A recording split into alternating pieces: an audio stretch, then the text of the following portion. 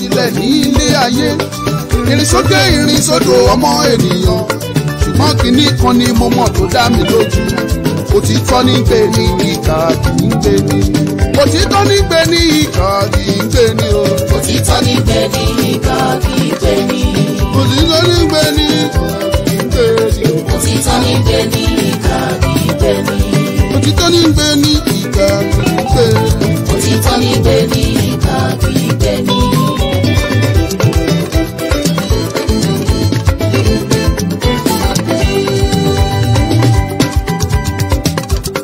mo fẹ́ lówó mo fẹ́ lọ́mọ onílé ayé ìyẹn ló fẹ́ mú kó sọlé ọ̀làdà òro kó wá fẹ́ sọlé ayé ìdàwá ìlọ ó máa ṣe o. òtítọ́ ní gbé ní ìkà kì í gbé ní. òtítọ́ ní gbé ní ìkà kì í gbé ní o. òtítọ́ ní gbé ní ìkà kì í gbé ní. òtítọ́ ní gbé ní ìkà kì í gbé ní. òtítọ́ ní gbé ní ìkà kì í gbé ní. òtítọ́ ní gbé ní ìkà kì í gbé ní o. òtítọ́ ní gbé ní ìkà kì í gbé ní.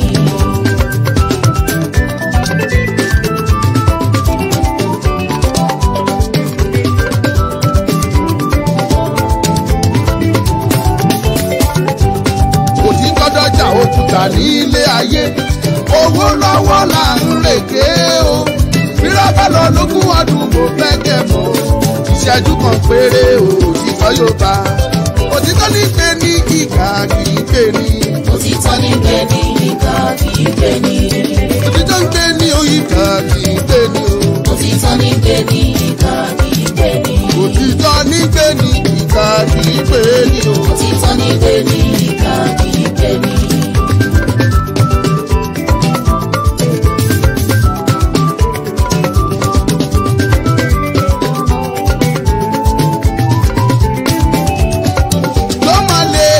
dandan yóò lékè dandan. òtítọ́ yóò lékè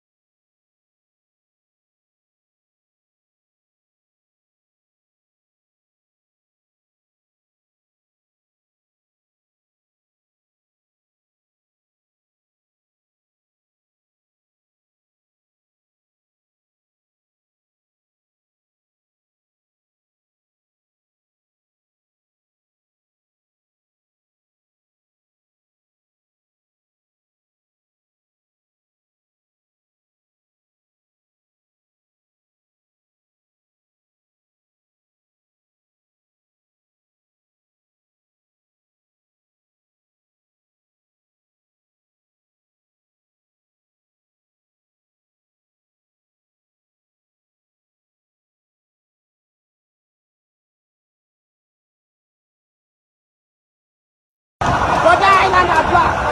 Navy blue check. Jakamo. Jakamo. Jakamo. Jakamo. Jakamo. Just Igbo. Just Igbo. Igbo. One got you are confused. The love is too much. The love is too much. The love is too much. The love is too much. The love is too much. Jakamo. Jakamo. Let's go.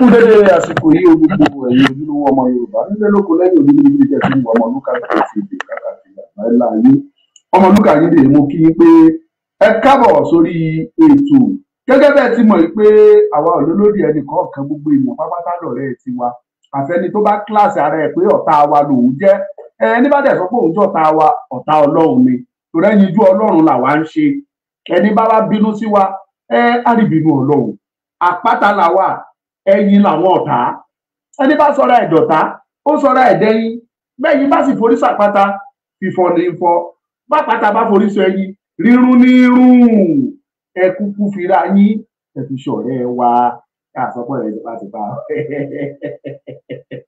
Ẹ káàbọ̀ sórí ètò gbogbo ẹ̀yin olólùfẹ́ mi pápátá èyí tún máa lé ó máa mú ńlẹ̀ kùtùkù máa kùwú lẹ́nìí pẹ́pẹ́yẹ máa pọ́n mọ́ ẹ máa gbọ́ bẹ̀m̀bẹ̀lẹ̀kún ọ̀rọ̀ ẹ sólò mò ń bọ̀ mo lálejò pàtàkì pẹ̀lú mi lénìí àwọn ní bàbá wa Honorable Adélẹ́yẹ máa gbé wọn wọlé kò sí dáwà mọ̀ ẹ́ sọ ṣùgbọ́n ọ̀rọ̀ wà lẹ́nu wọn tán máa sọ ẹ jẹ́ ká pàdé ẹ jẹ́ gbé wọn wọlé ní sọ̀bà pé èèyàn ìpẹ́sẹ́ Samson Adékúnlé Waheed Bashir you are welcome o Adibade for me you are welcome gbogbo yín pápátá tẹ̀ ń wò wá ní YouTube ní TikTok ní Facebook ẹ káàbọ̀ ẹ bá wa máa pín ẹ bá wa ṣí ẹ kẹ́ lè gbọ́ genuine information nínú ètò tá a fẹ́ ṣe kì í ṣe Ọmọlúkà ló fẹ́ sọ̀rọ̀ àlejò ni ẹ máa gbọ́ ẹ jẹ́ ń gbé wọn wọlé. Yes bàbá wa Adélẹ́yẹ akí gbogbo yẹn bá kí gbogbo ọmọ Yorùbá láì fi àkókò wá ṣòfò ẹ kí gbogbo ọmọ Yorùbá pápátá ẹ jẹ́ kán gbóhùn yín. Ẹ ṣé olóòtú mo kí gbogbo ọmọ Yorùbá ní tilé tó kù mo dẹ̀ fẹ́ kí wa pé a kú ìfaradà àsìkò yìí. Ẹ jẹ́ máa bá wa gbóhùn sókè díẹ̀ díẹ̀ àwọn èèyàn láwọn ò gbọ́ yín o. Mo ní mo kí gbogbo Yorùbá tilé tó kù mo dẹ̀ fẹ́ kí wa pé a kú àsìkò tí a wà nú èyí tí ebi ìyàn àti gbogbo nǹkan tí kò dáa tó ń ṣẹlẹ̀ káàkiri ilẹ̀ Yorùbá.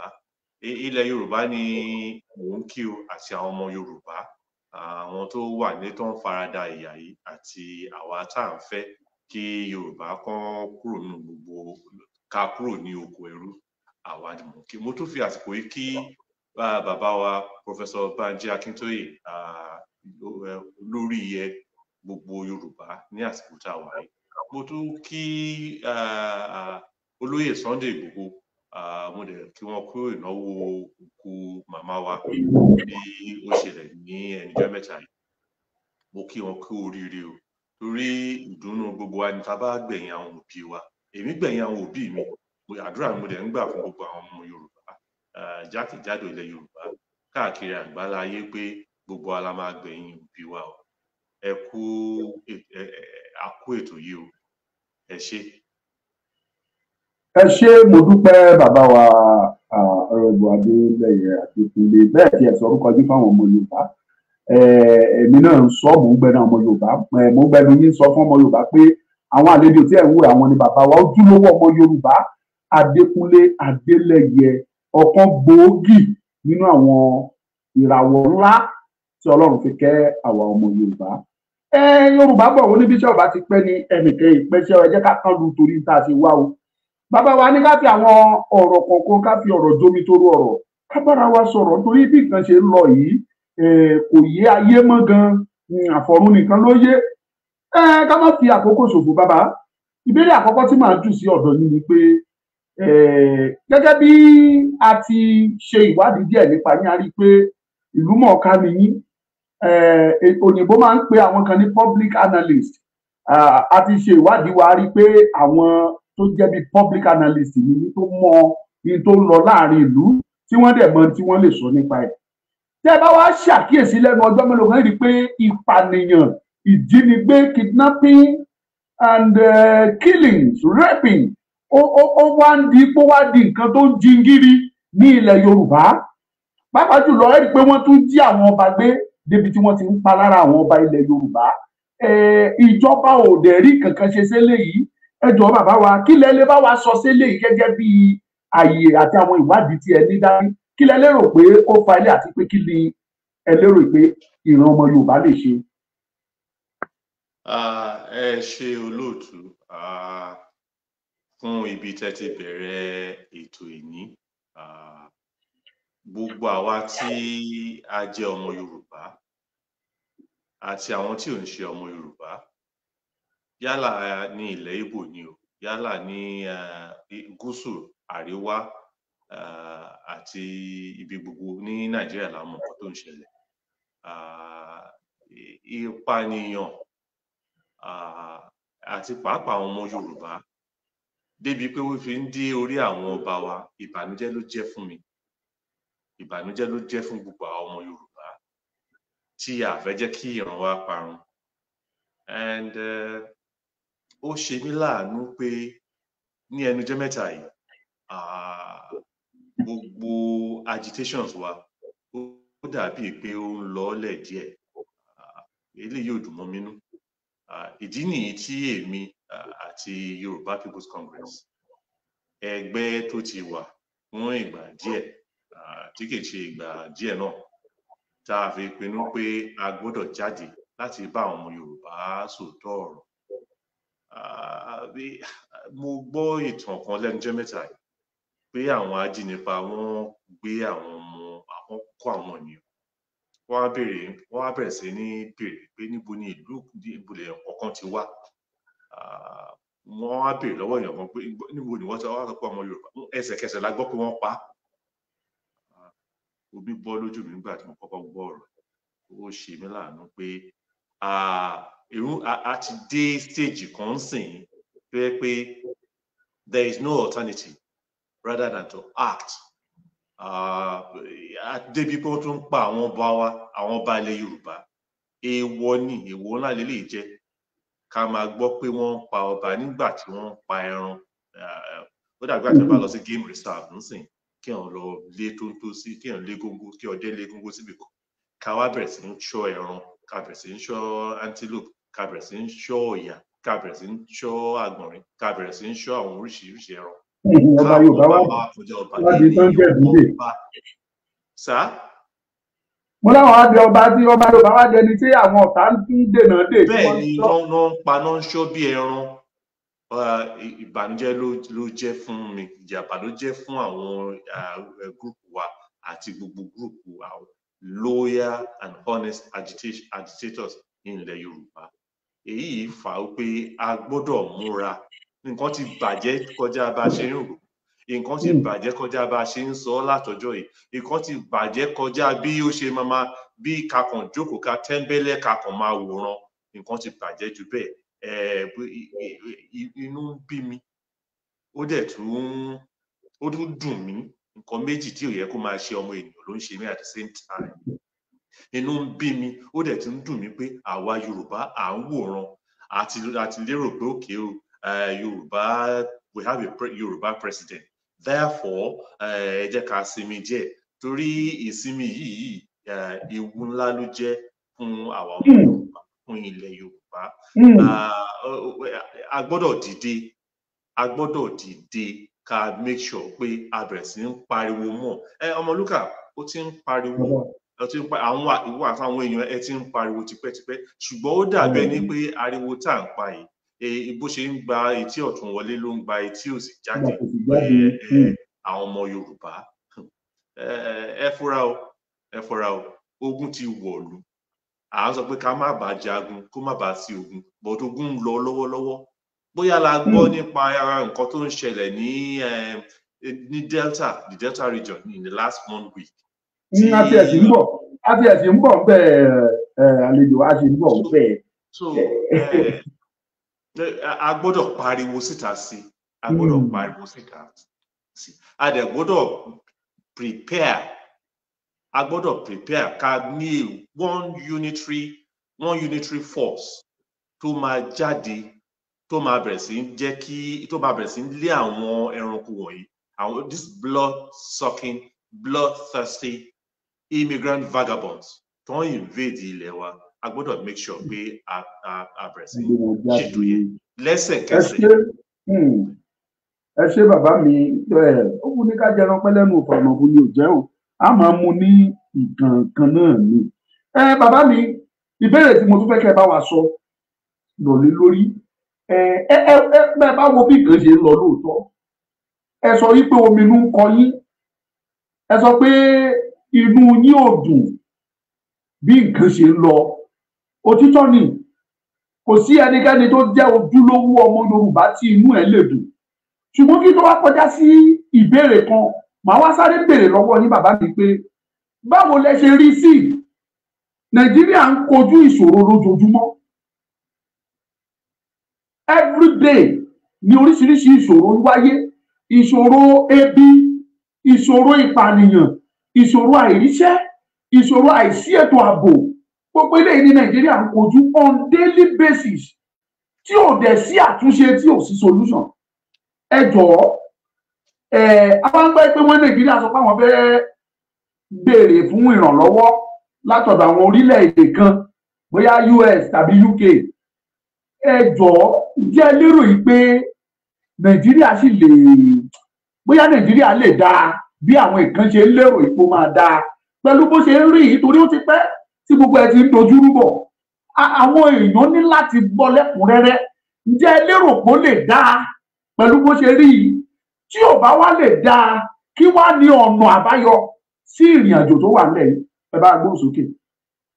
Ẹ ṣé olóòtú. A ti ń sọ pé Nàìjíríà máa dáńsìn àti lé bíi 60 years ago now. Nàìjíríà àdá náà sọ. Tí bẹ́ẹ̀ náà ṣe ló ń bàjẹ́ sí.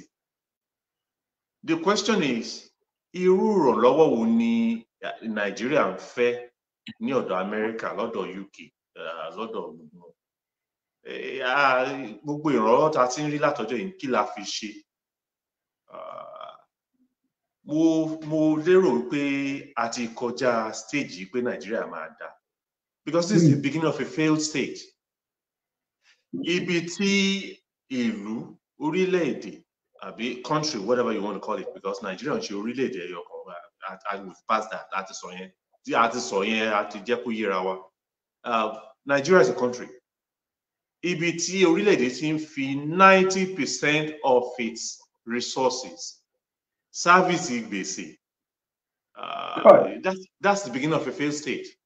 Ibi tí insurgency, ìpànìyàn, kidnapping, rape, and all that, tó ti ń ṣẹlẹ̀ ní major all over the country, all over a country. Ẹ bá wa pín, ẹ má jẹ́ kán flag wa, wọ́n ti flag ètò yìí o, ẹ bá wa pín o, ẹ má jẹ́ rí ọ flag rẹ̀ dákun. Ẹ̀yin tẹ́ ẹ̀ ń wò wá ní YouTube, ní Facebook, ẹ bá wa pín. Mo rò pé wọ́n rí ọ̀rọ̀ yẹn ti ń kàn wọ́n, ó ti ń kan àwọn media. Ọ̀rọ̀ yẹn ń kàn wọ́n ni wọ́n ṣe flag o, ẹ má jẹ́ ẹni bá fẹ́ gbọ́, ẹ farabalẹ̀ gbọ́ òtítọ́, ẹ má sọ̀rọ̀ yín. Ibi tí orílẹ̀-èdè tí ìpànìyàn, insurgency of all sorts, raping tó ti ń ṣẹlẹ̀ all over that country is another factor for a failed state. Ibi tí ìjọba wọn ti rí solution sí gbogbo nǹkan tó ń ṣẹlẹ̀ sí ìlú yìí is a bigger factor of a failed state. Nigeria has failed as a state. Therefore, what the Yoruba people's Yoruba People's Republic are saying is, ẹ jẹ́ kí olúkálùkù máa lọ ní ìlọ ẹ̀, àti kó ti tó àti sọ. The time is now. Ẹ má dẹ̀ jẹ́ ká rò pé à ń ṣe nǹkan tó wà illegal. It is in the United Nations Charter of 2007, Indigenous Charter, pé olúkálùkù lè máa lọ ní ìlọ ẹ̀. Kò tiẹ̀ dìgbà pé gbogbo ilé wọ̀nyí ń ṣẹlẹ̀ kó tó di pé olúkálùkù lẹ́tọ̀ọ́ láti máa lọ nílò ẹ̀. Àwa Yorùbá ti dìde pé gbogbo nǹkan tó ń ṣẹlẹ̀ wọ̀nyí ó tó gẹ́ ọmọlé, ẹ jẹ́ kí olúkálùkù máa lọ nílò ẹ̀. The only solution nìyẹn. Kò sí nǹkan míì tá a lè ṣe ní Nàìjíríà. To your question, pé ǹjẹ́ solution wà láti lè jẹ́ ká wà together? Kò sí mọ́. Gbogbo nǹkan tí gbogbo systems, gbogbo nǹkan láti ṣe láti lè jẹ́ kí ìlú lọ síwájú kó tòrò. As early as 1980, I think it was 1985 or 86, or probably 87, ní olórí ìlú wa kan, General Babangida ló sọ pé Nigeria economy has defied all logic. Àtìgbà yẹn ló ti sọ. Láti ìgbà yẹn títí dìsín, has there been any solution? Has there been anything tí àwọn ìjọba various governments wọ́n ti ṣe láti jẹ́ kí ìlú dá? Kò sí. Ṣe ló ń bàjẹ́ sí. Ṣe ìlú ń bàjẹ́ sí. Mo rántí ní 2017, mo sọ̀rọ̀ ní Rave TV lẹ́kọ̀ọ́.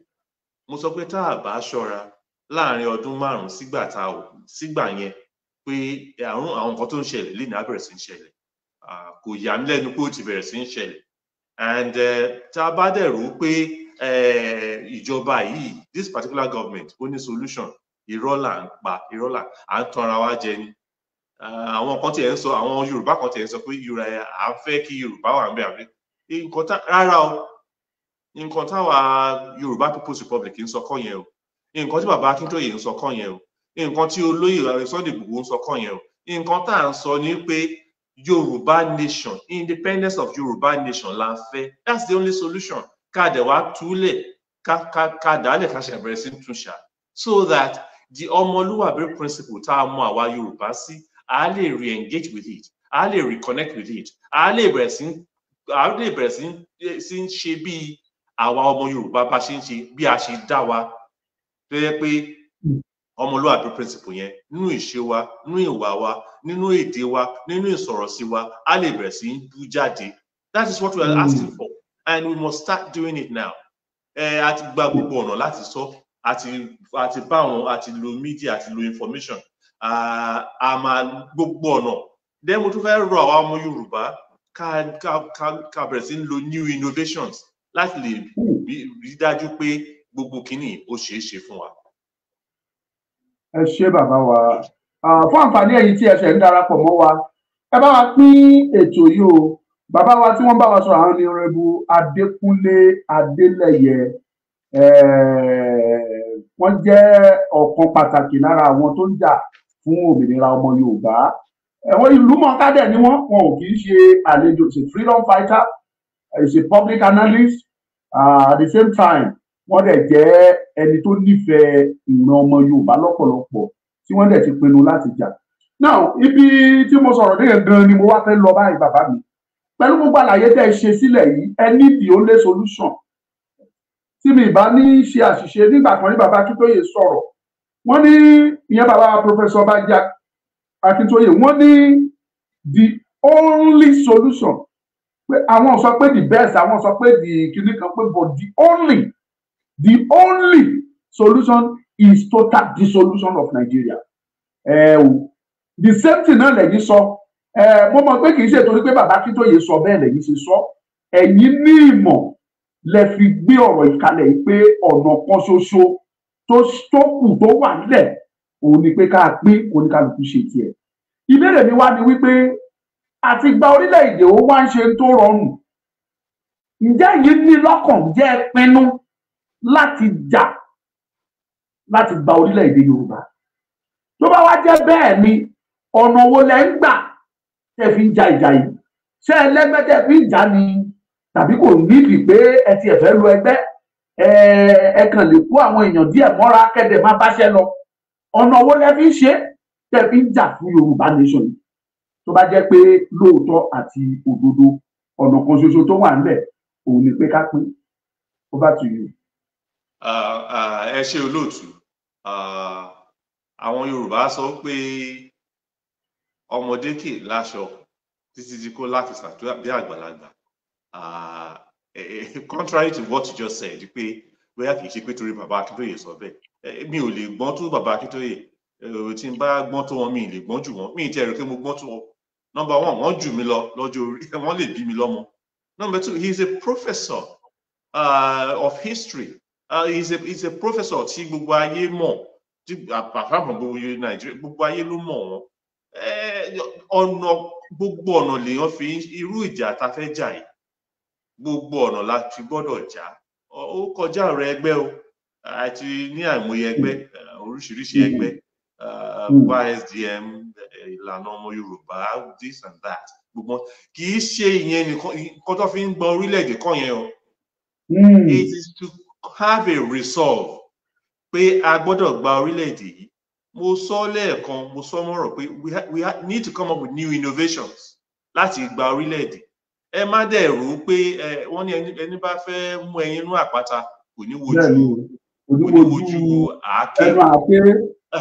So gbogbo nǹkan báwọn ẹ̀ la gbọ́dọ̀ mú papọ̀ láti lè make sure pé a gba orílẹ̀-èdè wa. A gbọ́dọ̀ lo legal means, a gbọ́dọ̀ lo diplomatic means, a gbọ́dọ̀ lo political means, a dẹ̀ tún gbọ́dọ̀ lo èyí tí wọ́n ń pè ní force, torí àti gbẹ̀yìn gbọmọ lọ́wọ́ èkùrọ́. Tí bá ń pa àwọn òwe yẹn tó bá ti ojúbọ̀rọ̀ gbọmọ lọ́wọ́ èkùrọ́. So gbogbo kinní wọ̀nyí ló le ládẹ̀ gbọ́dọ̀ rí bẹ́ẹ̀. And most importantly, we must continue with force, with truth. Láti lè máa jẹ́ kí àwọn ọmọ Yorùbá mọ̀ pé kíní yìí it's a task that must be done. Ẹ jẹ́ kí n yá ọ̀rọ̀ yẹn lẹ́nu bàbá wa Gowon nígbà kan. It's a task that must be done. A gbọ́dọ̀ make sure pé a jẹ́ kí àwọn èèyàn wa mọ̀ pé lóòótọ́ wọ́n ti subjugate àwọn ọmọ Yorùbá. Ẹ wo kíní wọ̀nyí ò easy. Tẹ́ ẹ bá wo gbogbo àwọn emirs tó wà ní north, gbogbo wọn pátá Fúlàní ni o. Ẹ tiẹ̀ wá wo ní ẹ̀yìnkùlé, kì í ṣe ẹ̀yìnkùlé wa, ní ìlú wa Ìlọrin gangan. The emir there is a Fulani man. Ṣé ó yẹ ká máa ní emir ní ìlú Yorùbá? So gbogbo kinní wọ̀nyí ló yẹ ká máa débi pé yàtọ̀ sí pé bóyá wọ́n pa wá, yàtọ̀ sí bóyá wọ́n rape àwọn ìyá wa, wọn ò tiẹ̀ jẹ́ kí a rí àǹfààní láti lè máa pèsè oúnjẹ fún ara wa. Kò síbi tẹ́ ẹ bá bu ilẹ̀ ní ilẹ̀ Yorùbá tí nǹkan ò ní hù ń bẹ̀. And apart from that, gbogbo ilẹ̀ Yorùbá pátápátá ni àlùmọ́yìn ilẹ̀ ló wà ń bẹ̀ pátápátá. We are big enough, we are strong enough, we are wise enough láti lè di ìlú kan ṣoṣo. We are a contiguous nation. Gbogbo aláwa, we are like a bunch. We are like a bunch. So ó make it easy fún wa láti lè sọ pé a fẹ́ dá dúró.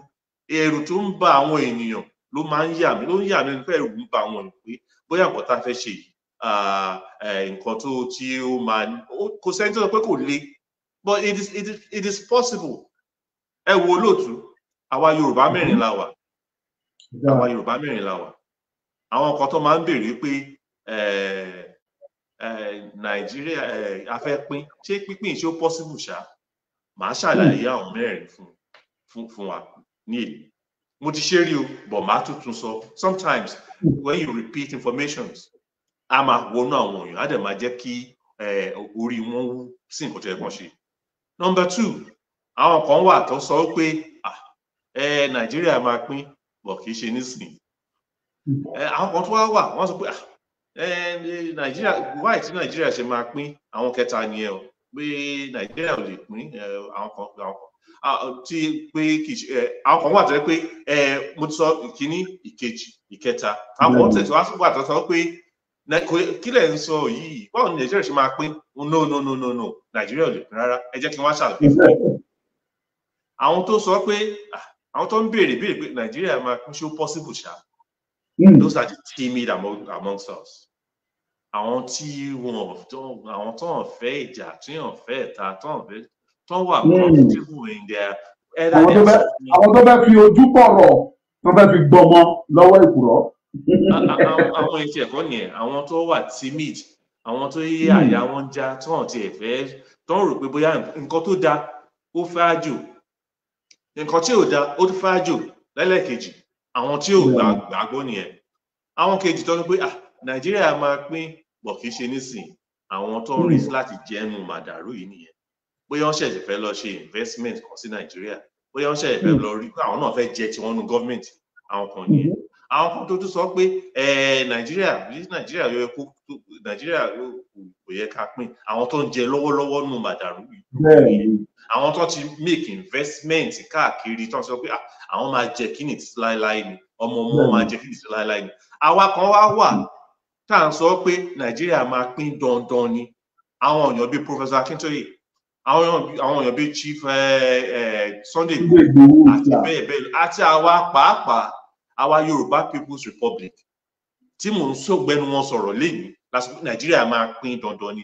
Kì í dẹ̀ ṣe ní not in the future, in the nearest future ni o, tó gbé agbọ́dọ̀ mú lọ́kùnkúndùn láti sìn lọ àwa yẹn nìyẹn. So agbọ́dọ̀ make sure pé Nàìjíríà pín. A dẹ̀ gbọ́dọ̀ jẹ́ kí àwọn ọmọ Nàìjíríà kó máa rí àǹfààní pínpín tá a fẹ́ pín yìí, in terms of education, in terms of economy, in terms of health, all the 7 paradigms of the IR discourse la gbọ́dọ̀ make sure pé à ń jẹ́ kí àwọn èèyàn mọ̀ pé ó ṣe ṣe ní ilẹ̀ Nàìjíríà.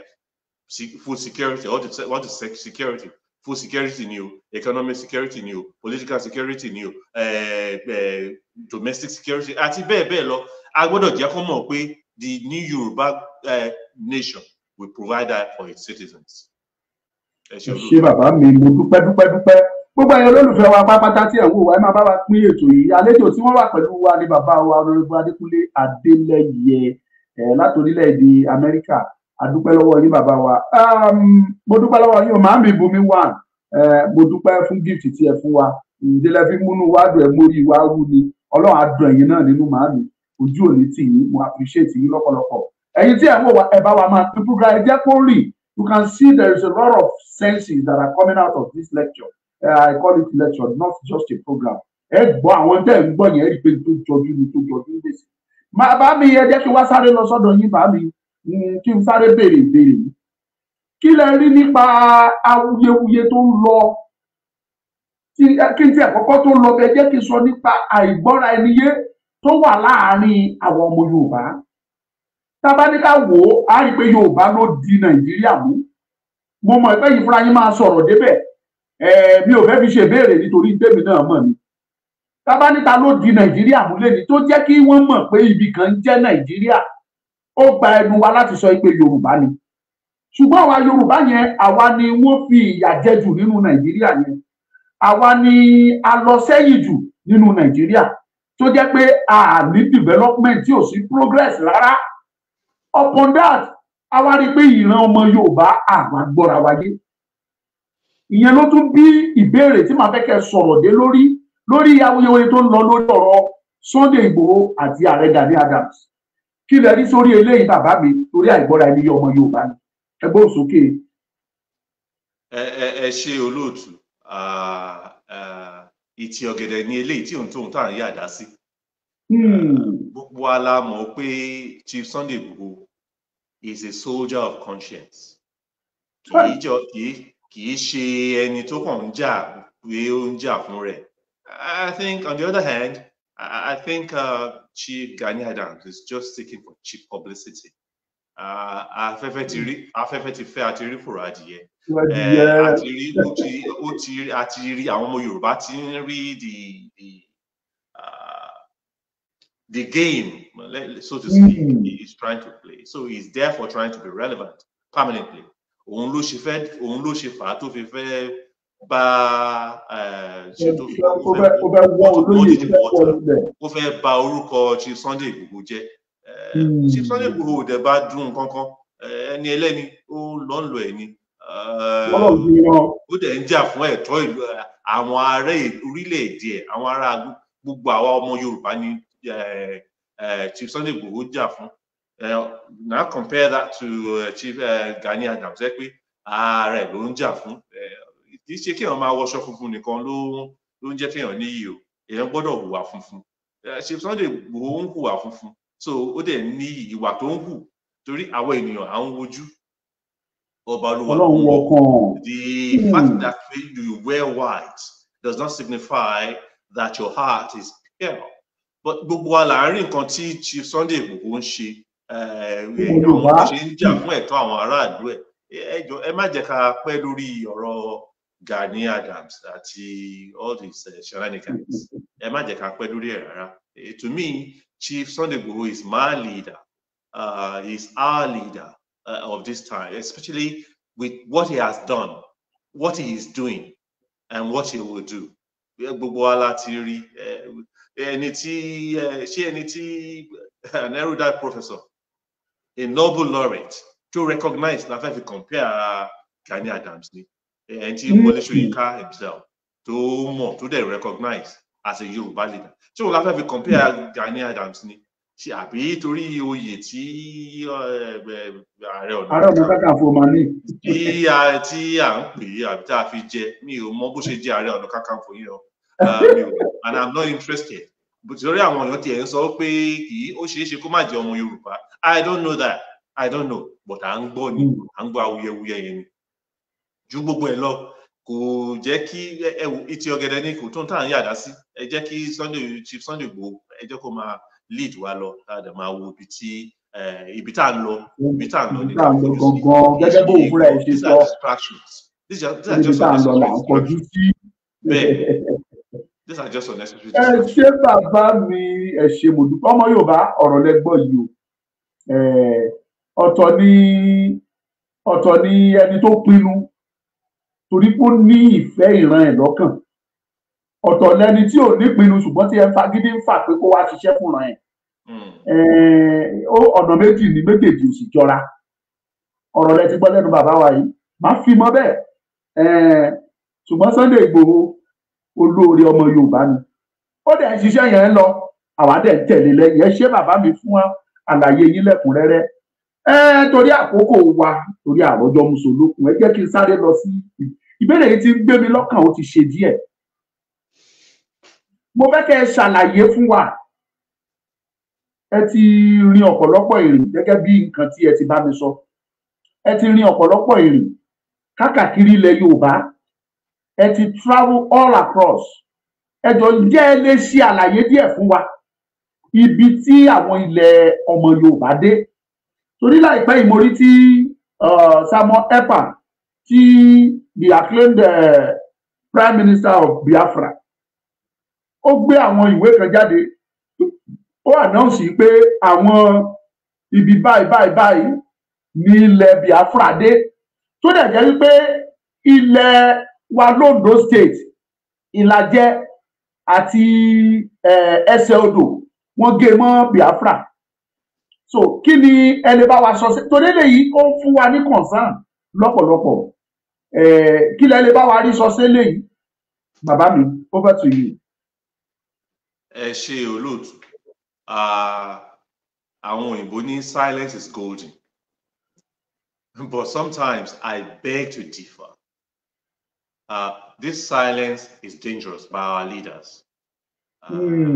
Ó ṣe mí láàánú pé ìyàlẹ́nu ló jẹ́ fún mi pé Ìlàjẹ tẹ́ mẹ́nu bà yẹn torí èmi tẹ́ ń wò yìí ọmọ ọ̀làjẹ ni mí ọmọ ọ̀làjẹ ni mí so it is mi ò mọ bá ṣe fẹ́ pé ìlàjẹ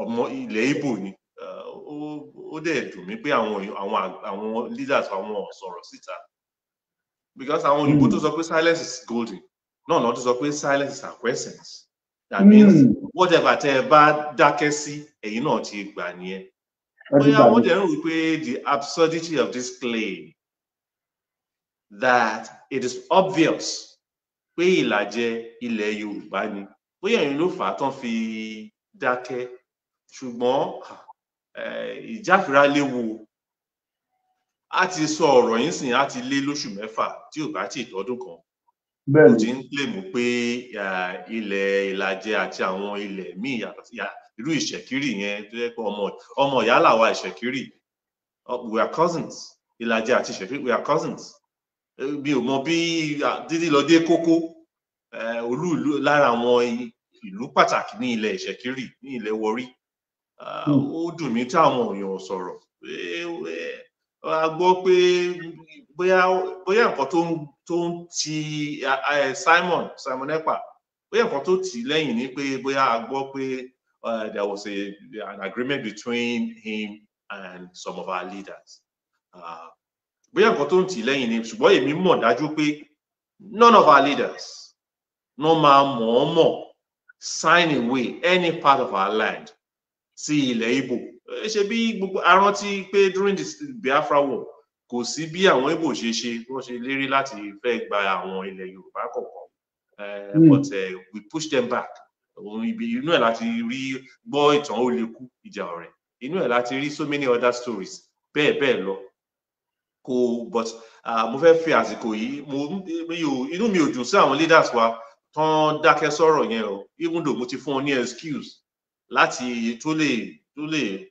ta lè fi sọ̀rọ̀ pé bóyá the absurdity of the claim or the obvious nature of our culture ní gbogbo àwọn olùtà sọ yìí ló jẹ́ kán dákẹ́ ìjáfira léwu this silence is dangerous ẹjọ́ ó yẹ kán máa bẹ̀rẹ̀ sí ń sọ̀rọ̀ síta èmi dẹ̀ ń sọ̀rọ̀ on behalf of Yoruba's People's Republic Simon Ekpa please cease and desist from claiming Yoruba lands to be part of Biafra. I like you, I respect what you're doing, but there must be a limit.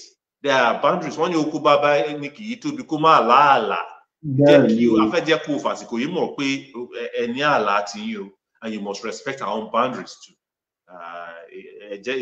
Ẹ ṣé olóòtú. Ẹ ṣé bàbá wa Honorable Adeleye Adekunle ẹ ṣé púpọ̀ ẹ̀yin ọmọ Yorùbá tí ẹ bá fẹ́ béèrè ìbéèrè ẹ máa kọ ìbéèrè yín jáde torí ẹ máa béèrè ìbéèrè lọ́wọ́ bàbá wa iṣẹ́ Ọmọlúkà nìkan lá béèrè ìbéèrè èmi ò tiẹ̀ béèrè ìbéèrè ní tèmi èmi kàn gbé àwọn ọ̀rọ̀ jáde ni kán lè bá wa yànnà náà kán lè ṣàlàyé kó ba lè yé wa bàbá mi a sì ní àkókò díẹ̀ láti lò ǹjẹ́ kí lẹ lè rí sọ sí tí ààrẹ Tinubu tó sọ lẹ́nu ọjọ́ bíi mélòó kan yìí wípé kí àwọn gómìnà ilẹ̀ Yorùbá pé kí wọ́n fún àwọn Fúlàní nílẹ̀ kí wọ́n lè máa da màlúù wọn níbẹ̀ ǹjẹ́ ẹ lérò pé lè bójúmu lábẹ́ òfin ìjọ bójúmu then tábà tiẹ̀ mú ti òfin kúrò ká padà sílé kí lẹ lérò yìí pé eléyìí ǹjẹ́ ẹ lérò pé ó ní tó ń ṣẹlẹ̀ torí pé a rí i pé ààrẹ wa lọ bá ààrẹ àná ó lọ bá ṣe ìpàdé ìyẹn Babangida àti Abdulsalam dídé tó dé látọ̀dọ̀ wọn la gbọ́ pé ààrẹ ànáùnsì tó ní kán fún àwọn Fúlàní nílẹ̀ kí wọ́n fi máa ṣe oko ǹjẹ́ ẹ lérò pé ewu ń bẹ lóko ló ń gẹ́ fúnra ẹ̀ gan léwu pẹ̀lú ọ̀rọ̀ yìí over to you. Ẹ ṣé olóòtú tí ẹ bá rántí tí àwọn tó ń gbọ́ wa tó ń wà tó bá rántí ní ìgbà kan tí a ṣe interview of this nature mo sọ pé kí ààrẹ Tinubu kó tó lè di candidate fún APC débi tó fi wá di president yìí he must have signed some agreements with some people with powers that be. Òun ló ti ń yọjú yìí. Wọ́n máa ń ṣe àwọn nǹkan wọ̀nyí. Wọ́n ń ṣe ní ìlú tá a wà yìí náà l'Amẹ́ríkà yìí.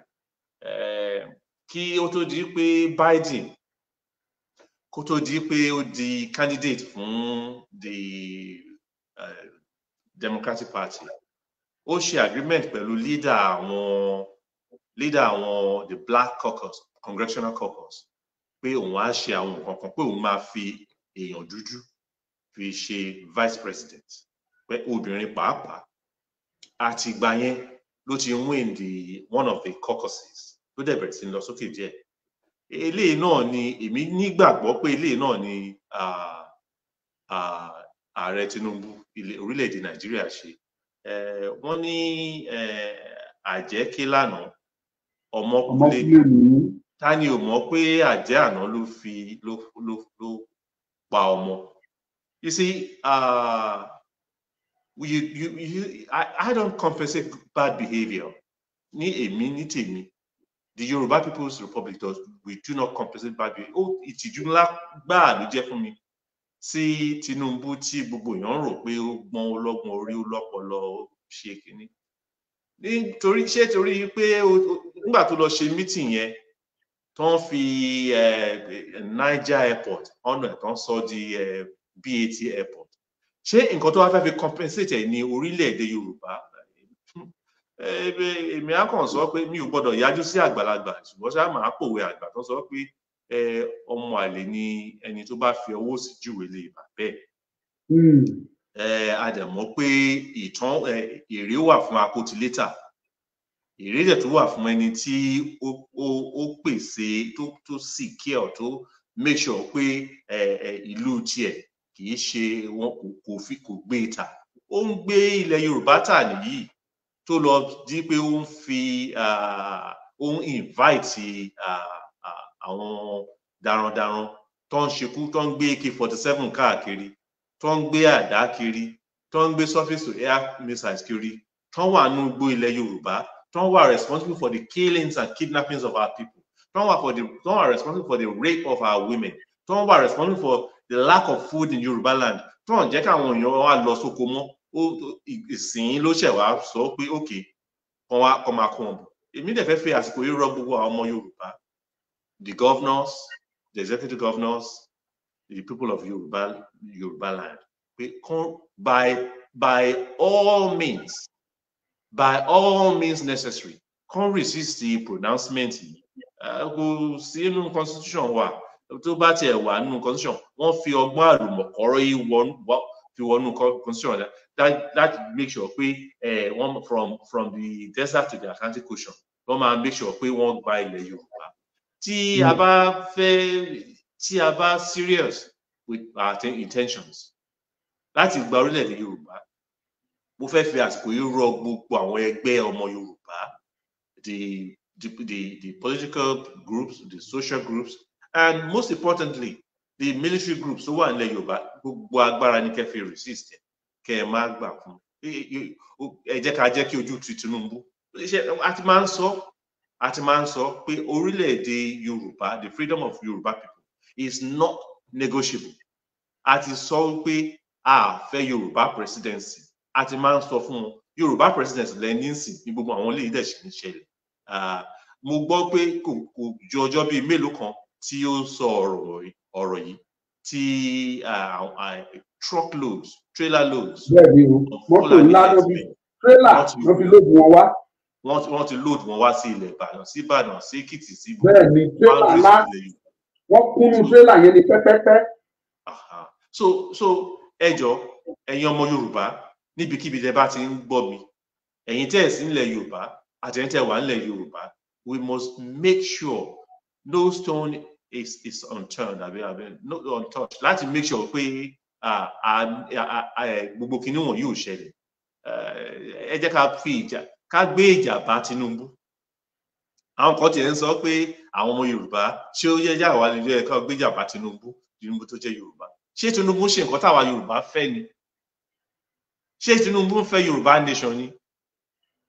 Ṣé àwọn herdsmen tó lọ kó wá yẹn ṣé láti wá láti wá jẹ́ kí ọrọ̀ ajé ilẹ̀ Yorùbá kó gbèrú sí ni, àbí láti make sure pé àdèmọ̀ pé a rí dájú pé àwọn herdsmen yìí tó ń bá débẹ̀ yẹn wọ́n máa ń create community tí wọ́n ní.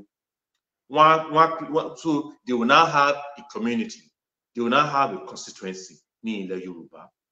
Àwọn kan tilẹ̀ ń sọ pé ṣèbá Yorùbá náà ṣèbá máa ń lọ sí ọ̀dọ̀ wọn lọ́hùn. Ṣé àwa lọ with government pronouncements ni, àbí just as typical of Yorùbá culture pé a máa ń try láti expand ọrọ̀ ajé wa. Individuals, we went as individuals. Bá a ṣe ń gba àwọn èèyàn wọlé làá náà ń jáde, but without any connotations. À ń jáde láti lè make sure pé a showcase intelligence wa, a showcase entrepreneurial ability wa, a showcase love wa for other people. So ó yàtọ̀ sí eléyìí tí wọ́n wá fẹ́ force wa láti gba nǹkan tí ò dára sí ilẹ̀ Yorùbá. Ẹ rí i pé mò ń struggle díẹ̀díẹ̀ láti sọ fún nínú Yorùbá because mo fò olú díẹ̀díẹ̀, but Ọlọ́run á kọ́ àmọ́ ṣe. A gbọ́dọ̀ make sure pé I resist. The Yoruba People's Republic, we are telling you, you must resist. Every Yoruba community from Kwara, Kogi, Ekiti, Osun, Ondo, Ogun, Lagos, any state àti àwọn outside of Yoruba states mo mention, because àwa ọmọ Yorùbá wà ní Edo State, àwa ọmọ Yorùbá wà ní Delta State, ibikíbi tá a bá wà, a gbọ́dọ̀ make sure pé I resist nǹkan tí Tinubu sọ yìí. A gbọ́dọ̀ make sure pé ojú tì í. Ẹ ṣé olóòtú. Ẹ ṣé bàbá mi. Ní àfikún, mo lérò pé Tinubu ṣe yìí torí ìdágìrì ọjọ́ ọ̀la, ayé ẹ̀ ń já. Ṣé bí IBB náà ló sọ lẹ́nu ọjọ́ mẹ́ta pé there are rumours of coup and all that, pé coup ń bọ̀ and all that. Ó lọ fi eléyìí tù lẹ́nu, ló lọ fi eléyìí tù lẹ́nu. Àwa ló fi ń ṣètùtù for his own personal survival. Ó fẹ́ fi wá ṣètùtù, a gbọ́dọ̀ gbà fún. Ẹ ṣé olóòtú. Ẹ ṣé bàbá mi, mo dúpẹ́ púpọ̀ lọ́wọ́ yín. Ọ̀rọ̀ lẹ́sọ̀ yìí o. Ẹ wá jẹ́ kí n lọ sí ibi ìbéèrè yìí. Ǹjẹ́ bí a ṣe ń jà ìjàǹgbara pé Yorùbá fẹ́ dúró yìí, ṣé bí wọ́n ṣe ń jàjà lóòótọ́ a lè sọ pé kò sí nínú ìran ọmọ Yorùbá tó jàjàǹgbara pé ìjà òmìnira rí, ṣùgbọ́n bá a ṣe jarí a ka ìwé tàdé rí ọ̀pọ̀lọpọ̀ ìtàn tó sọ nípa àwọn orílẹ̀-èdè tó gbà ní, ṣùgbọ́n ẹ wá bá wa padà wálé bàbá mi. Ǹjẹ́ bá a ṣe ń ja ìjà yìí, ǹjẹ́ lérò pa lè rí Yorùbá nation gbà pẹ̀lú bá a ṣe ń jà yìí?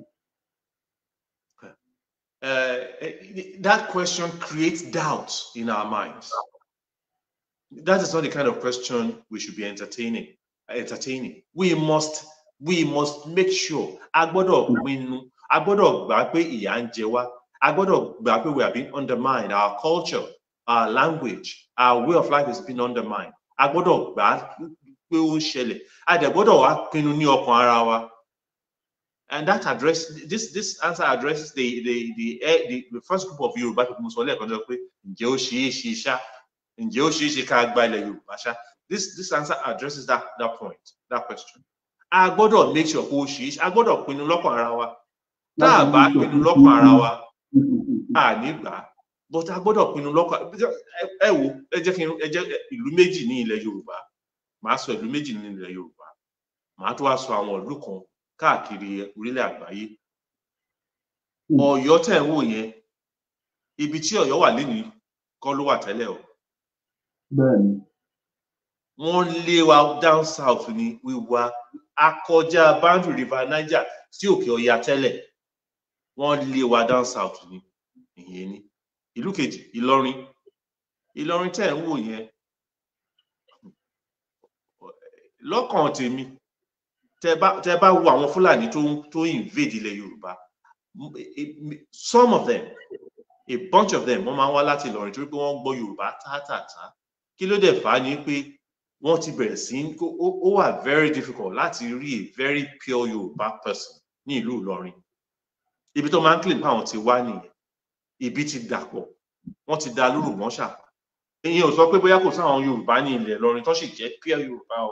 ìyẹn kọ́ ni mò ń sọ o but mò ń sọ pé àwọn Fúlàní tó wá ń invade wa nǹkan tó ń ṣe jù nìyẹn ìkànnù leadership group yìí ó ń fi yé mi pé gbogbo ìgbà tó bá ti wá síbi ẹ̀yìnkùlé òun pé wọ́n máa ń sọ Yorùbá tàtà pé ọmọ wọn ṣe Fúlàní o pé Ìlọrin ni wọ́n pé Yorùbá là but gbogbo alámọ̀ pé irọ́ ni gbogbo excuses tó ń ní láti máa fi invade wa nìyẹn so tó ń bá sọ pé ṣé kò ṣe ó ṣe dandan ni it is let me say this again let me borrow this from Gowon it is a task that must be done there is no going back gbọ́dọ̀ padà sẹ́yìn rárá àti ẹ gbọ́dọ̀ wẹ̀yìn ibi tá à ń lọ yẹn gangan ni tá a bá rí ẹni tí ààyè ń já tá a bá rí ẹni tí ó fẹ́ ṣe mo bá ṣe ń sọ̀rọ̀ yẹn tó fẹ́ dàpọ̀ fẹ́ rẹ̀ nínú agitation ẹ jọ̀ọ́ kó fi àwa tá a fẹ́ ṣe kó fún wa láyè ká ṣe ṣùgbọ́n gbogbo wa náà la máa jẹ adùn bẹ̀ nígbà tá a bá ṣe tán èwo ni ká máa bẹ̀rẹ̀ sí ń doubt ara wa èwo ni ká máa bẹ̀rẹ̀ sí ń bẹ̀rù wọ́n ní a kì í bẹ̀rù káṣù sílé èwo ni ká máa bẹ̀rẹ̀ sí ń bẹ̀rù títí pé a ti gbọ́ nù ok mo fẹ́ sọ àwọn ìlú méjì sí internationally wọ́n ń pe ìlú kan ní Ephesus nínú ìwé mímọ́ Ephesus that Ephesus is today's Turkey that Ephesus is today's and this is not to cast any aspersion against the Muslims no mo kàn ń sọ bí àwọn bí ìlú ṣe lè yí padà from one culture to another. ṣé rí another ìlú tí mo tún fẹ́ sọ ṣé all the gbogbo North Africa tẹ́ ẹ̀ rí yẹn the country that today is Algeria, Tunisia, Morocco, Egypt. Before kan tó di Arab lẹ́nu they were known as the Carthage, they were known as the Moors, they were known as the Nubians. In other words àwọn èèyàn dúdú ló wà níbẹ̀ pátá ńgbà kan ṣùgbọ́n lẹ́nu ní ọjọ́ tèmi tá à ń sọ̀rọ̀ yìí àwọn Arabs ló wà níbẹ̀ wọ́n lé àwọn tó wà níbẹ̀ wọ́n lé wọn wọnú igbó wọ́n lé wọn wá sàlẹ̀ ẹ jẹ́ ká fura o ẹ jẹ́ ká fura o ẹ jẹ́ ká fura àwọn kan sọ pé ṣé wá possible ni báwo ló ṣe máa change ilẹ̀ Yorùbá ìkan ni mo ti sọ inú Yorùbá ni mo ti pa ìtàn kékeré kan ìyẹn pé today's Ọ̀yọ́ ibi tó wà lẹ́yìn kọ́ yẹn Ọ̀yọ́ ilé gangan Ọ̀yọ́ ilé wà Ọ̀yọ́ Ìgbòho wà ó tẹ̀sán wá bí Ọ̀yọ́ gangan náà wà yìí. Gbogbo yẹn ló yẹ ká rántí pé kò sí nǹkan tí ò lè ṣẹlẹ̀ ṣùgbọ́n àwọn kan wá wà tó ń sọ pé àwa ti lọ àwa ti kú ńgbà yẹn ọmọ yín ńkọ́ àwọn ọmọ yín ńkọ́ àwọn ìrandíran yín ńkọ́ you will have been eliminated kò ní ṣẹlẹ̀ sí ìran wa lórúkọ Jésù. Ẹ ṣé bàbá wa a dúpẹ́. I think this will be the last questions I will ask. Ẹ ṣé gan, mo appreciate you. Ẹ ṣé.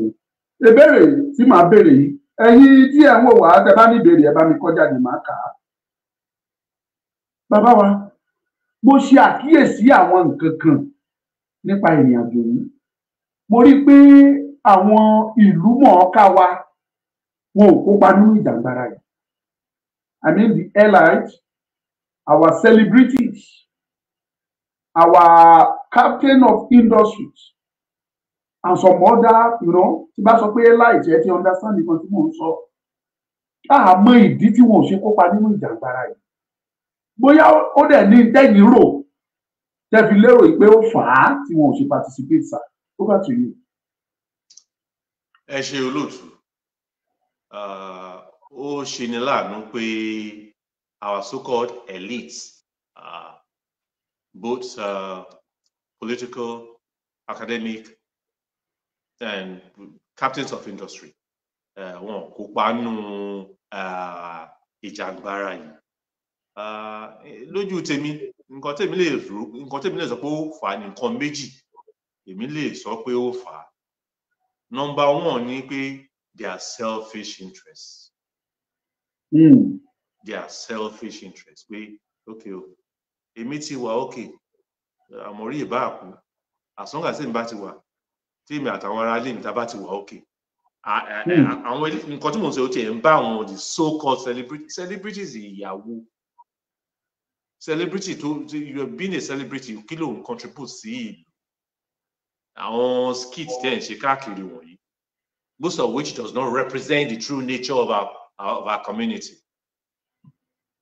Celebrity ìyàwó àwọn skit tẹ́ ń ṣe yìí tó jẹ́ pé it reeks of immorality, violence.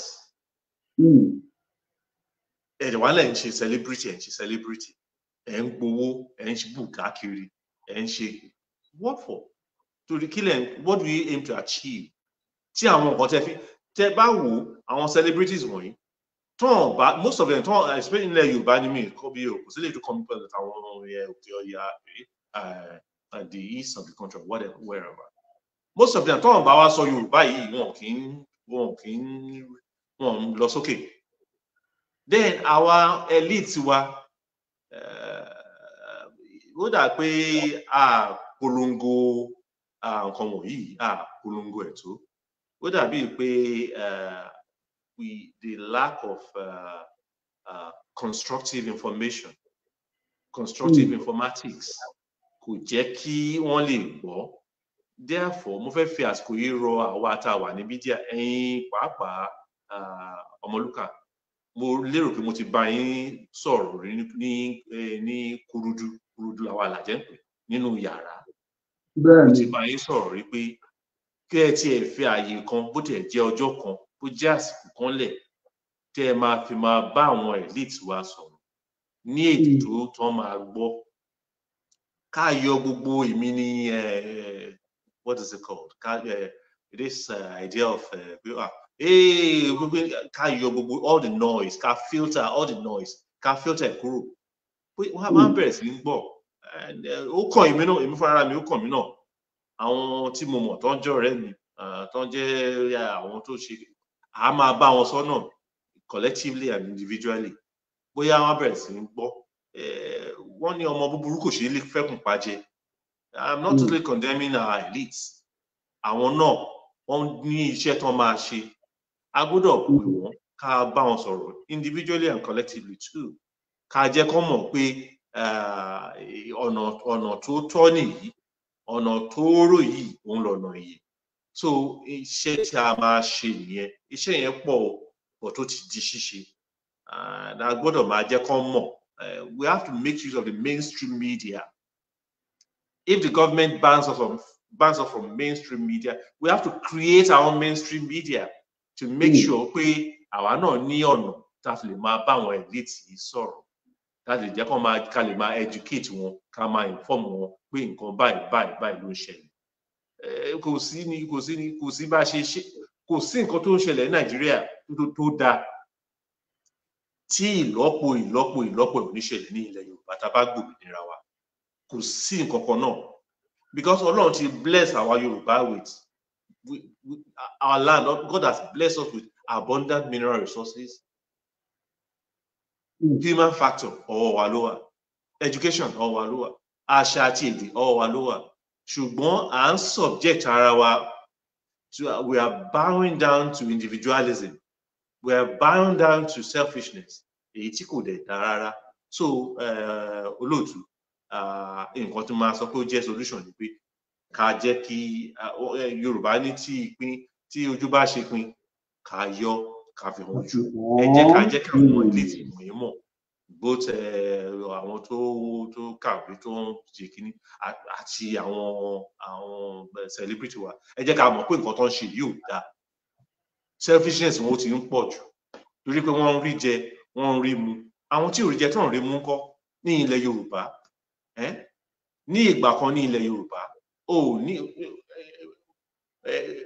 the later ó mú lọ́kùnkúndùn pé everybody must be educated everybody ló pé must be educated ẹni tí ò bá wà educated wọ́n máa lọ arrest bàbẹ́ lóko ni o nínú odò ni o ibikíbi tó bá wà á lọ make sure pé wọ́n arrest we must educate our people ọwọ́ wa ló kù sí mi mọ̀ bóyá ìdáhùn yẹn ó bá nǹkan tẹ̀ ń sọ lọ ṣùgbọ́n ó ṣe déédéé ẹ ṣé bàbá wa àdúpẹ́ kẹ́ tó máa wá lọ ká tó yọ̀ǹda yín ǹjẹ́ lè bá fi ìṣẹ́jú kan tàbí méjì kẹ́ fi bá wa ṣe àlàyé tàbí kẹ́ fi bá wa gba àwọn tó wà níta ẹ bá wa gbà wọ́n lámọ̀ràn pé lótìtọ́ àti òdodo ọ̀nà kan ṣoṣo láti bọ́ nínú ìyà tó ń jẹ wá òun ni pé kí Yorùbá kó dá dúró ẹ bá wa lo opportunity yín kẹ́ bá wa fún wọn ní good advice kó tó di pé a yọ̀ǹda yín kẹ́ máa lọ ọ̀nà tí oníkálukú lè fi ṣiṣẹ́ yìí ọ̀nà tó pọ̀ ni so ẹ bá wa gbà wọ́n lámọ̀ràn kó tó di pa yọ̀ǹda yín thank you. ẹ ṣe olóòtú àwọn Yorùbá ní ilé làbọ̀ sí mi oko. I hold British citizenship, Canadian citizenship, American citizenship, German, Italian, anywhere in the world. Ilé làbọ̀ sí mi oko. Mo fẹ́ fi àsìkò yìí sọ nǹkan tí mo rí lẹ́nu ọjọ́ mẹ́ta yìí lórí ètò Koiki. Àwọn òyìnbó kan wọ́n kọ́nà ọmọ dúdú kan. Ọmọ dúdú ẹ̀mí ti ẹ̀bẹ̀rẹ̀ lọ́wọ́ Koiki bóyá Nàìjíríà ni but ọmọ dúdú ni. Since bá ti jẹ́ ọmọ dúdú bíi tèmi ó kàn mí gbọ̀ngbọ̀n. Ọmọ yẹn ìkànnì wọn wá sọ the leader of the gang wá sọ pé kó bend down kó kiss shoes òun. Pé tí ò bá kiss shoes òun pé àwọn á nà án yóò rough handling. Ọlọ́run ló mọ ibi tí nínà yẹn àti ibi tá ti ń gbé ẹ̀ṣẹ̀ kan sí èèyàn lẹ́ẹ̀kẹ́rí tó dẹ̀ jù Ọlọ́run ló mọ̀ nǹkan but the idea pé àwọn kan wọ́n dojú sọ ọmọ dúdú ní ìlú àwọn ìlú òyìnbó wọ̀nyí wọ́n dojú sọ pé kò is worthless ó yẹ kó máa rán a létí pé a gbọ́dọ̀ padà sílé. Tá a bá dẹ̀ gba Yorùbá land ilé wo la fẹ́ padà sí? Ṣé ilé tí kiri yóò gbọ́dọ̀ ṣe kiri yóò mọ́? Ṣé ilé tí àwọn kan máa sọ pé there is a branch of Islam tó gbọ́dọ̀ máa practice? Ṣé ilé tí àwọn oníṣẹ̀ṣe gbọ́dọ̀ ṣe ìṣẹ̀ṣe wọn mú? Ṣé ilé tí tó fi pé o ò lè ṣe bó ṣe tọ́ àbí bó ṣe yẹ? Ṣé ilé tó jẹ́ pé ṣé is it in Nigeria whereby tó o bá fẹ́ ṣiṣẹ́ ní NTA tó bá jóbìnrin tó o bá ti búra látòkè délẹ̀ wọn gbà kó cast news? Jẹ́ àtìlẹ̀ rántí pé ní ẹnu jẹ́ mẹ́ta yìí a fẹ́ interview a whole former head of state go on wọ́n ní láti máa instruct pé gbọ́dọ̀ sọ Hausa. Is that the kind of country you want to come back to? Ẹ jẹ́ ká fura, ẹ jẹ́ ká ronú jinlẹ̀. No matter where we are, kò bá jẹ́ ìlúkìlú, ipòkípò tó o bá wà, bó bá ṣe lè kó lọ́lá tó, bó bá ṣe lè kó lówó tó, ìlú ẹni ní ìlú ẹni o. Tẹ́ni ń tẹ́ni o, àkísà ń ta àtọ̀. Gbogbo ìlú tó ti lè halẹ̀ pé èmi ọmọ lágbájá ọmọ tàmẹ̀dù. Ìlú tó ti lè halẹ̀ pé ìwọ rèé. Ẹ má jẹ́ ká wà deceive pé the few occasions tí àwọn kọ̀ọ̀kan ráyè ṣe pé that is the norm. It can only happen. That can only happen in your own territory, in your own town, in your own village, in your own culture. Ẹ jẹ́ ká mo máa ń sọ fún ìyàwó mi pé kò sí bó ṣe lè jẹ́, kò sí bá a ṣe lè tó nílùú yìí, ilé làbọ̀ sí mi ò kú. Ó wù mí kí n máa gbọ́ kí ẹyẹ kó máa wésù lẹ́yìn kùlé mi. Ó wù mí kí n máa gbọ́ kí omi máa ṣàn níwájú lẹ́yìn kùlé mi. Ó wù mí kí n máa jẹ ẹja tútù tó omi kì í ṣe àwọn ẹja tí a ti fi kẹ́míkà ṣe tó ti ṣe nítorí tó ń jẹ́ káwọn ọmọ máa wú ní ìwú tí ò wà healthy. Ó wù mí kí n máa jẹ epo èyí tí a tà fún Malaysia tó fi di olówó ọlọ́rọ̀ lẹ́nu. Kò wù mí kí n máa jẹ òróró tí wọ́n manufacture from chemicals tó ń fa àìsàn síyàn lára. Ó wù mí kí n máa jẹ organic food. Ó wù mí kí n máa bá ará ilé mi sọ̀rọ̀ pé èdè tó yéra wa tá a gbọ́ yé bí mo ṣe ń sọ ní ọjọ́ tèmi. Mo ṣe ń sọ Yorùbá mo tún sọ làjẹ mo lè sọ Ẹ̀gbá mo lè sọ Jẹ̀ṣà mo lè ní ìlú kan náà ni. It's the same variant of one language. it's different variants of one language. We're a community tí a fẹ́ ìlọsíwájú púpọ̀. Ìdí nìyí tó fi jẹ́ pé the late Awólọ́wọ̀ is the standard for growth fún ilẹ̀ Yorùbá.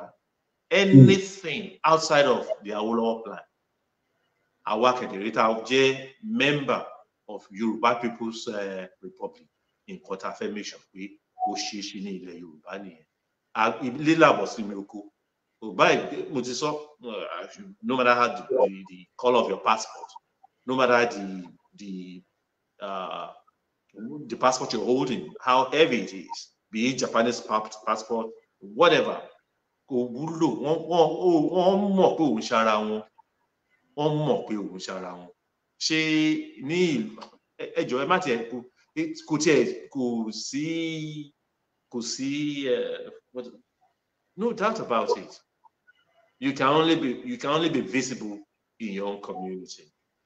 You can only be strong in your own community.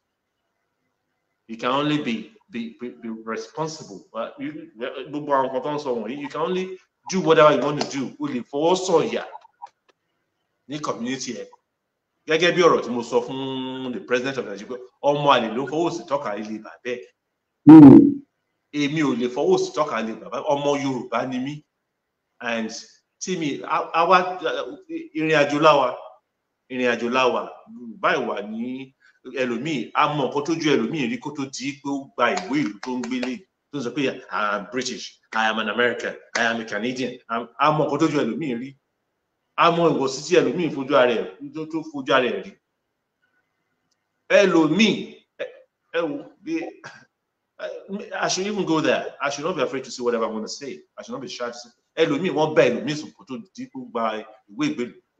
Ọmọ onílé ọlọ́nà ẹni tí ò yẹ kó gun. I'm being sincere here. Nǹkan tẹ́lẹ̀ yẹ kẹ́lòmíì ṣe ló ń ṣe kó tó lè gba ìwé. Kì í ṣe gbogbo àwa tá a ní ìwé ní àwọn ìlú wọ̀nyí ló ṣe nǹkan tó tó àti tó yẹ tó fi ní ìwé. Few of us are fortunate, but most of us are unfortunate. Gbogbo wa la mọ̀ nǹkan tó ju wa rí. Àti pé àwọn ọmọ tá a bí sílùú yìí, another point tó fẹ́ rí sí àwọn ọmọ tá a bí sílùú yìí, tẹ́ ẹ bá ti dàgbà dé stage kan, tán bá ti wọ college, tán bá ti wọ university, wọ́n kò lé nìyẹn. Tán bá ti níyàwó tiwọn, tán bá ti ní ẹbí tiwọn, tán bá ti lọ́kọ tiwọn, wọ́n ti gbàgbé yín nìyẹn. Lẹ́ẹ̀kọ̀ọ̀kan náà máa bẹ̀rẹ̀ sí pé lórí, hello dad, hello mom, just checking on you. Bẹ́ẹ̀ kan lóṣù mẹ́ta. Tó bá ti wá di pé wàhálà ẹ fẹ́ pọ̀ jù, wọ́n á tì í lọ sí home. Kán máa tọ́jú yín, ẹ̀jẹ̀ ìjọba yẹn tí wọ́n máa fi sanwó tó bẹ̀rẹ̀ mọ́. Most of them. Ṣùgbọ́n ní ilẹ̀ Yorùbá, bàbá Ṣadé Ṣẹ́gun sọ̀rọ̀. Ìyá Dúpẹ́ á lọ sọ́dọ̀ màmá Ṣèkínà. Ó ń ṣẹlẹ̀ nílẹ̀ Yorùbá. Á tún jẹ́ kí ẹ̀mí wọn gùn sí i. Ẹlòmíì tó bá ti lóun fẹ́ wá bá ọmọ ìṣeré nílùú yìí, tí àwọn ọmọ bá ń lọ ibiṣẹ́, wọ́n tì mọ́lé. Ó dìgbà tí àwọn ọmọ bá dé láti ibiṣẹ́ kan tó ṣílẹ̀kùn fún. Kó tó lọ gbatẹ́gùn díẹ̀. So irú ìgbé ayé wo nìyẹn? Ẹ jọ̀ọ́ ẹ jẹ́ ká fura. Ilé làbẹ̀ ìsinmi oko. Ẹ ṣé olóòtú. Ẹ ṣeun ó wu ni ká jẹran pẹ́ lẹ́nu. Òòfà ọ̀nà ọ̀fun ni ò jẹ́ o. Adúpẹ́ lọ́wọ́ yín bàbá wa Ọ̀rẹ́bù Adékúnlé Adélẹ́yẹ, adúpẹ́ fún ìfẹ́ tí ẹ ní sí wa. A lè rí àwọn tí wọ́n fẹ́ bá yín sọ̀rọ̀ lọ́nà kan tàbí kejì, tàbí àwọn ẹgbẹ́ tí ẹ dárúkọ fún wa nísìnyí, bóyá a lè rẹ́ni tó nífẹ̀ẹ́ sí.